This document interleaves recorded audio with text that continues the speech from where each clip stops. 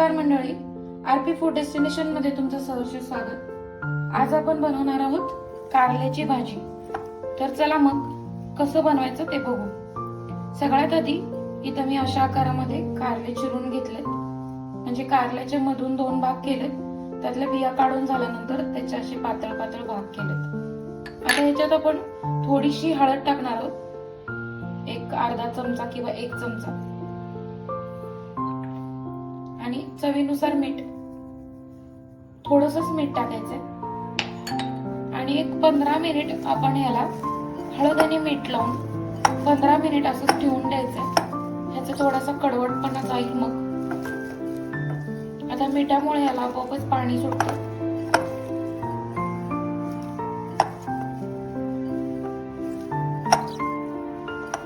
आपण याला 15 मिनिट असंच ठेवून देणार आहोत।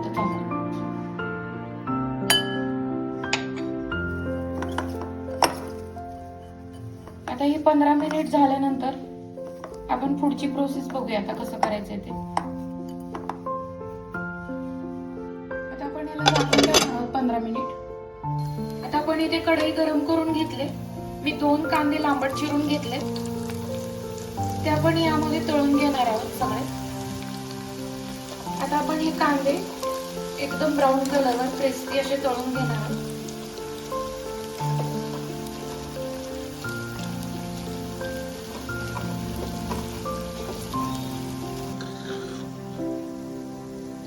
कांदा एकदम ब्राऊन करून घेतला। आता आपण यातलं तेल एकदम पूर्ण काढायचं येतं। इथे आपण हा ब्राऊन कलरवर कांदा घेतला काढून, आणि इथे आता हे 15-20 मिनिट झालेले।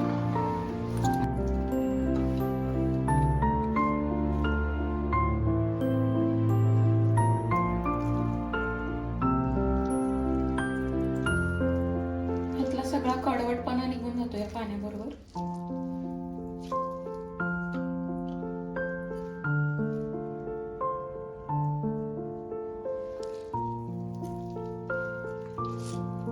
हे पूर्ण पाणी काढलं आपण हळदी मिठाचं, आणि हे पूर्ण पिळून घेतलेत आपण कारले। आता हे आपण तेलात फ्राय करून घेणार आहोत। आता आपण या तेलामध्ये फ्राय करून घेणार आहोत कारले पण।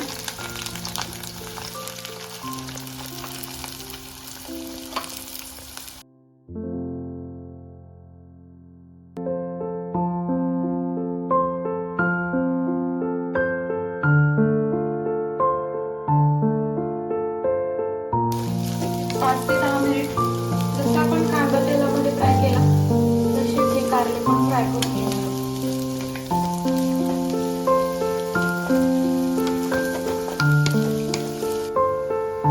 आता हे पण एकदम अगदी चांगलं आपण 5 ते 10 मिनिट चांगलं तेलामध्ये भाजून घेतलंय। आता आपण पॅन गरम करून घेतलंय।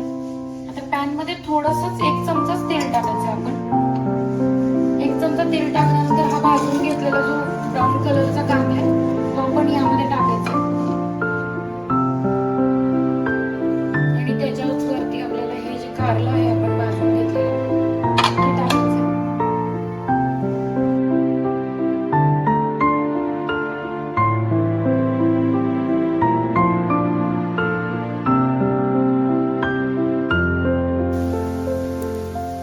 आता आपण यामध्ये प्लेन तिखट टाकणार आहोत 1 चमचा,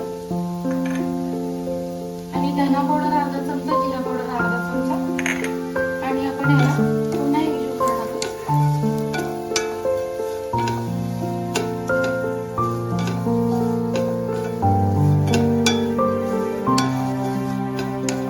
आपण यामध्ये आता थोडीशी हळद टाकणार आहोत,